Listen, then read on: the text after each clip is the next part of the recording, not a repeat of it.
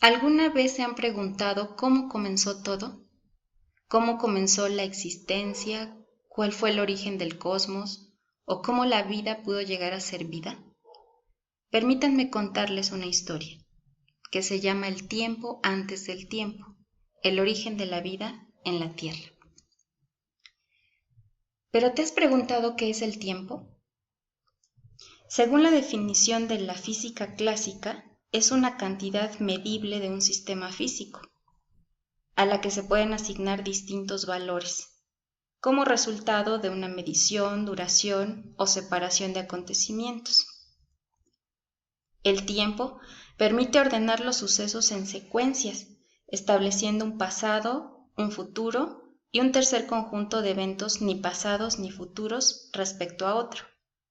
En mecánica clásica, a esta tercera clase se le llama presente y está formada por eventos simultáneos a uno dado. Alguna vez, un filósofo se preguntó a sí mismo, ¿qué es el tiempo? Y se respondió, si nadie me lo pregunta, lo sé, pero si quiero explicárselo a alguien que me lo pregunta, no lo sé. ¿Y se han preguntado qué es la gravedad? La gravedad es un fenómeno natural por el cual los objetos con masa son atraídos entre sí, un efecto mayormente observable en la interacción entre planetas, galaxias y demás objetos del universo. Es una de las 4 interacciones fundamentales que origina la aceleración que experimenta un cuerpo físico en las cercanías de un objeto astronómico. También se denomina interacción gravitatoria o gravitación. ¿Les gustaría saber cómo podemos definir al espacio físico? Este es un lugar donde se encuentran los objetos y en el que los eventos que ocurren tienen una posición y dirección relativas. El espacio físico es habitualmente concebido en 3 dimensiones lineales, que conocemos como ejes X, Y y Z. Y por último, déjenme comentarles un concepto que ha intrigado a la humanidad por centurias. ¿Qué es la energía? En física, energía se define como la capacidad de realizar un trabajo o producir cambios en un cuerpo o en otros cuerpos. Es decir, el concepto de energía se define como la capacidad de hacer funcionar las cosas. Existen diversos tipos de energía en todo el cosmos. Algunos de esos tipos de energía se encuentran en el mundo subatómico, el cual da varias formas de manifestación o de conformación de la misma. Una de ellas se llama materia. Otros tipos son la materia negra y la energía oscura, entre muchas otras. Esta imagen fue creada por el Instituto Max Planck en Alemania, que a través de un modelo computarizado nos muestra que el universo está unido y que está conformado en lo que antes parecía vacío. Ahora se sabe que es materia negra y energía oscura, y que estas dos conforman la mayor parte del universo conocido.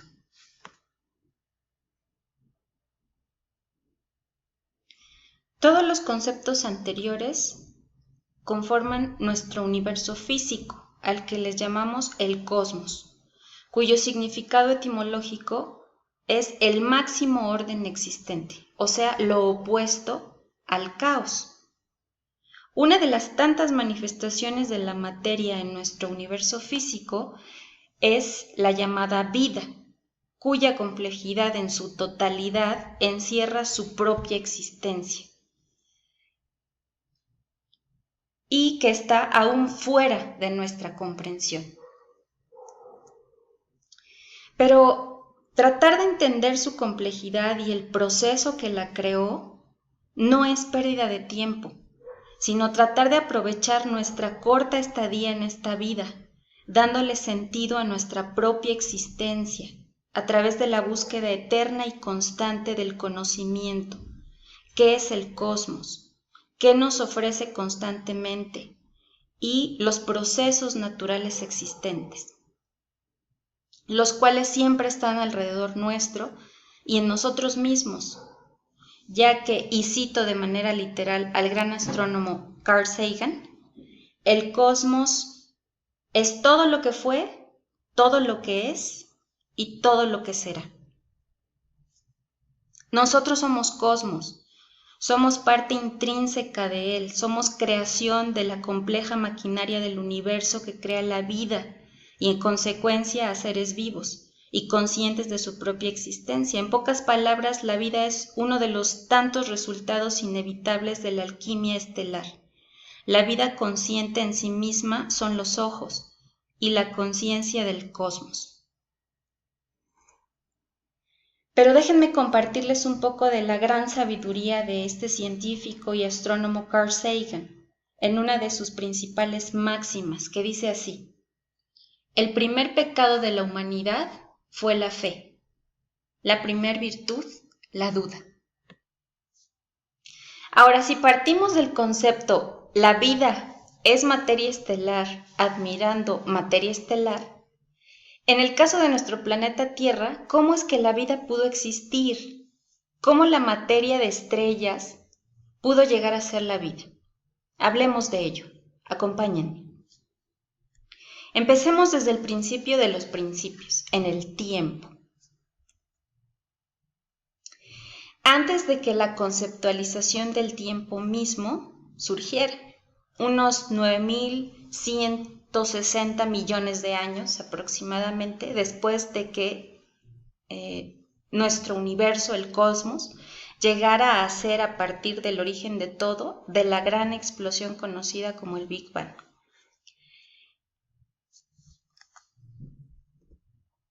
En aquel momento, ya hace 4.540 millones de años, fue cuando se formó una masa nebulosa protosolar que explotó y lanzó gigantescos pedazos de materia incandescente.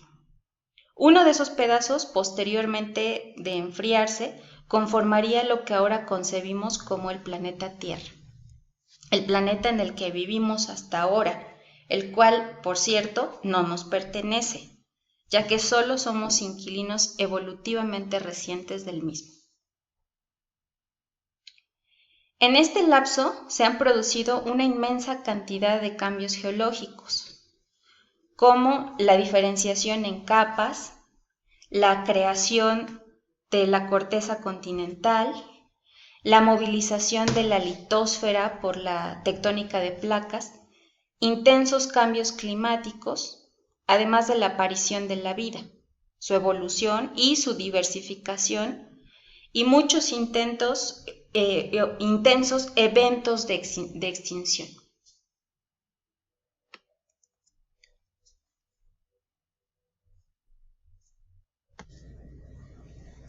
El origen de la Tierra es el mismo que el del sistema solar. Lo que terminaría siendo el sistema solar existió inicialmente como una extensa mezcla de nubes de gas, rocas y polvo en rotación. Estaba compuesta básicamente por hidrógeno y helio, surgidos en el Big Bang, así como por elementos más pesados producidos por supernovas. Ahora hablemos brevemente de las teorías del origen de la vida en la Tierra. Realmente los detalles del origen de la vida en nuestro planeta se desconocen, aunque se han establecido algunos principios generales. Hay dos teorías sobre el origen de la vida. La primera defiende la hipótesis de la panspermia y sugiere que la materia orgánica pudo haber llegado a la Tierra desde el espacio. La segunda argumenta que tuvo un origen terrestre. No obstante, sin importar cuál de las dos teorías sea la verdadera, al final el proceso evolutivo de la vida fue el mismo. La vida surgió en la Tierra quizá hace unos 4.000 millones de años, aunque el cálculo de cuándo comenzó es bastante especulativo. Generada por la energía química de la joven Tierra, surgió una molécula o varias que poseían la capacidad de hacer copias similares de sí misma. A esta molécula se le llamó el primer replicón. La naturaleza de esta molécula se desconoce, pero ha ido reemplazándose en sus funciones a lo largo del tiempo hasta llegar al actual replicador que conocemos como ADN, haciendo copias de sí mismo. Una de las teorías más antiguas en la cual se ha estado trabajando minuciosamente puede servir como ejemplo para saber cómo podría haber ocurrido todo este proceso. La gran energía de los volcanes, los rayos, la radiación ultravioleta podrían haber ayudado a desencadenar las reacciones químicas, produciendo moléculas más complejas a partir de compuestos simples como el metano y el amoníaco. Entre estos compuestos orgánicos simples estarían los bloques con los que se construiría posteriormente la vida. A medida que aumentaba esta llamada sopa orgánica, las diferentes moléculas reaccionaban unas con otras. A veces se obtenían moléculas más complejas. La presencia de ciertas moléculas podría aumentar la velocidad de reacción a su vez. Esto continuó durante bastante tiempo hasta que se creó una nueva molécula, llamada el replicador. Este tenía la extraña propiedad de promover reacciones químicas para conseguir una copia de sí mismo, con lo que comenzó realmente la evolución. En este contexto ya podemos hablar del origen de las primeras células, a las cuales se les llamó protobiontes o protocélulas, las cuales fueron estructuras abióticas que precedieron a las células procariotas, que en la actualidad conocemos como bacterias y que son un tipo de microorganismos. Su estructura era muy simple, poseían una membrana conformada por una bicapa fosfolipídica que era estabilizada por proteínas. Y estas mismas proteínas también ayudaban a que estuviera ordenada la división de estas protocélulas. Se cree que el ARN pudo ser el primer replicador, ya que es capaz de almacenar información genética y de catalizar reacciones. Sin embargo, también se piensa que en algunos puntos de su evolución el ADN pudo prevalecer sobre el RNA como este replicador genético, y que proteínas conocidas como enzimas adoptaron el papel de catalizadores, dejando al RNA para transferir información y modular el proceso de expresión de la información genética. Ahora, se tiende a creer que estas células primigenias evolucionaron en chimeneas volcánicas submarinas conocidas como fumarolas negras o incluso calientes y rocas volcánicas. Todo esto durante el principio del Eón arcaico, durante el Precámbrico, hace alrededor de 3.500 millones de años o incluso antes.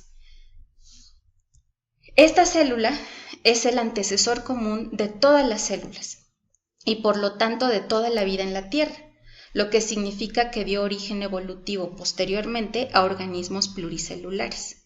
Pero esa es otra historia.